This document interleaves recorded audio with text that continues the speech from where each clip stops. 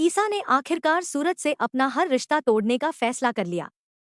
ताई माँ ने गुस्से और दर्द में आकर उसे जोरदार थप्पड़ मार दिया और इसी गहरे सदमे के बीच अरविंद जी की तबीयत अचानक पहले से भी ज्यादा बिगड़ गई। हवेली का विशाल आंगन लोगों से भरा हुआ था। हर किसी की निगाहें सिर्फ एक इंसान पर टिकी थी, सूरज। वही सूरज जिसे कभी एक ईमानदार आईएएस अधिकारी और आदर्श बेटे के रूप में सम्मान मिलता था, लेकिन आज वही इंसान सबकी नजरों में दादा भाई नाम का सबसे खतरनाक अपराधी बन चुका था। ईसा के हाथ में कालिक से भरी एक बड़ी बाल्टी थी। उसकी आंखों में न आंसू थे और न ही प्यार, सिर्फ टूटे हुए विश्वास का दर्द और विश्वासघात की आग थी। वह तेज कदमों से सूरज के सामने पहुंची और बिना कुछ सोचे पूरी बाल्टी उसके ऊपर उड़ेल दी। देखते ही देखते सूरज का चेहरा और पूरा शरीर कालिक से ढक गया। पूरे आंगन में सन्नाटा छा गया। कांपती आवाज में ईसा बोली, जिस इंसान को मैंने अपना भगवान समझा, उसी ने मेरी जिंदगी का सबसे बड़ा झूठ बनकर मुझे धोखा दिया। तुम मेरे पति नहीं हो सकते। तुम एक अपराधी हो। आज से मेरा तुमसे हर रिश्ता खत्म। यह सुनकर बंदी आगे बढ़ी और बोली, दीदी, आप पूरी सच्चाई नहीं जानती।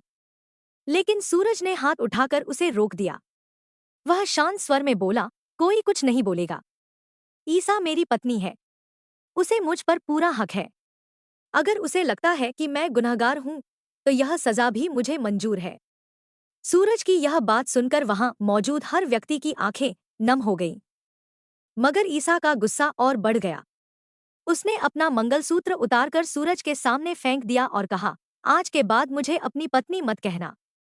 जिस दिन मुझे पता चला कि मेरा पति ही दादा भाई है, उसी दिन वह मेरे लिए मर गया।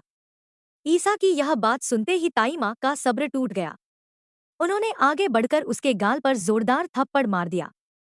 पूरे आंगन में थप्पड़ की आवाज गूंज उठी। ईसा हैरान रह गई। उसने कभी नहीं सोचा था कि ताई माँ उस पर हाथ उठाएंगी। आंसुओं से भरी आंखों के साथ ताई माँ बोली, पति कैसा भी हो, उसका इस तरह सबके सामने अपमान नहीं किया जाता। अगर तुम्हें सूरज पर शक था, तो पहले उससे सच पूछती। उसने कभी तुम्हारी इज्जत पर आंच नहीं आने दी। आज तुमने उसी की इज्जत मिट्टी में मिला दी। ईसा रोते हुए बोली, मैं ऐसे आदमी के साथ नहीं रह सकती, जिससे पूरी दुनिया डरती हो। ताई माँ ने गहरी सांस लेते हुए कहा, बेटी, दुनिया हमेशा पूरा सच नहीं देखती। कई बार इंसान अपने परिवार को बचाने के लिए खुद बदनाम बन जाता है। यह सुनकर काव्या और रिया आगे बढ़ी। वे ईसा को सच बताना चाहती थी कि सूरज ने अपराध की दुनिया अपनी मर्जी से नहीं चुनी थी, बल्कि मजबूरी ने उसे उस रास्ते पर धकेल दिया था। लेकिन सूरज ने फिर सबको चुप रहने का इशारा कर दिया। सूरज धीमे स्वर में बोला, अगर ईसा मुझसे नफरत करती है, तो उसे करने दो। जिस दिन सच सामने आएगा, उसी दिन उसे अपने हर फैसले का जवाब मिल जाएगा। यह सब देखकर बंदी की आंखों से आंसू बहने लगे। उसे समझ नहीं आ रहा था कि जो इंसान सबके लिए अपनी खुशियां कुर्बान कर सकता है, वहीं आज सबसे बड़ा अपराधी क्यों कहलाने पर मजबूर है। दूर खड़े अरविंद जी यह सब देख रहे थे। उनका दिल दर्द से भर चुका था। उन्हें लगा कि अगर आज भी सच सामने नहीं आया, तो उनका परिवार हमेशा के लिए बिखर जाएगा। उन्होंने कांपते हुए कदम आगे बढ़ाए। वे बताना चाहते थे कि सूरज ने अपराध अपने स्वार्थ के लिए नहीं किया था। वह उन भ्रष्ट बिल्डरों से लड़ रहा था जिन्होंने गरीब बच्चों के स्कूल की जमीन पर कब्जा कर लिया था। उसी साजिश में उनके छोटे बेटे आरव की हत्या कर दी गई थी और अरविंद जी पर भी जानलेवा हमला हुआ था, जिसके कारण वे महीनों तक कोमा में रहे। लेकिन जैसे ही उन्होंने सच बोलने के लिए मुंह खोला, उनके सीने में तेज दर्द उठा। उनकी सांसें उखड़ने लगी और अगले ही पल वे जमीन पर गिर पड़े। पूरे घर में अफरातफरी मच गई। ताई माँ दौड़कर उनके पास पहुंची। ईसा, सूरज, काव्या, रिया और बंदी भी तुरंत उनकी ओर भागे। ईसा घबराकर बोली, पापा, आपको कुछ नहीं होगा। सूरज ने तुरंत उनकी नब्ज देखी और गंभीर आवाज में कहा, बंदी, गाड़ी निकालो। एक सेकंड की भी देरी नहीं होनी चाहिए। ईसा यह देखकर हैरान रह गई।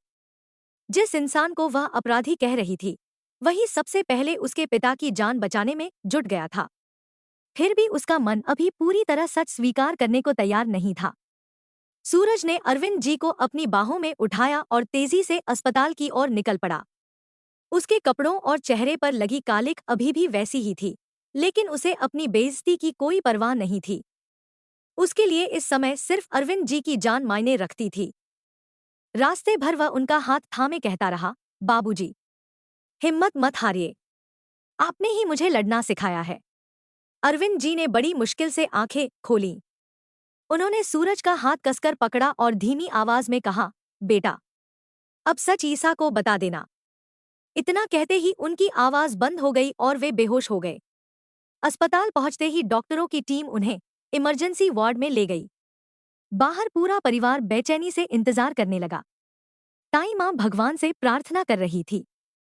काव्या और रिया रो रही थी, जबकि ईसा एक कोने में खड़ी लगातार सूरज को देख रही थी। कुछ देर पहले जिस इंसान का उसने सबके सामने अपमान किया था, वही अब चुपचाप सिर झुकाए बैठा था। उसने अपने चेहरे की कालिख तक साफ नहीं की थी।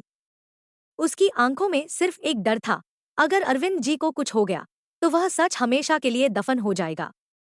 कुछ देर बाद डॉक्टर बाहर आए और बोले, मरीज की हालत बेहद नाजुक है, उन्हें गहरा मानसिक सदमा लगा है। अगले कुछ घंटे बहुत महत्वपूर्ण हैं। अगर दोबारा ऐसा तनाव मिला तो उन्हें बचाना मुश्किल हो सकता है।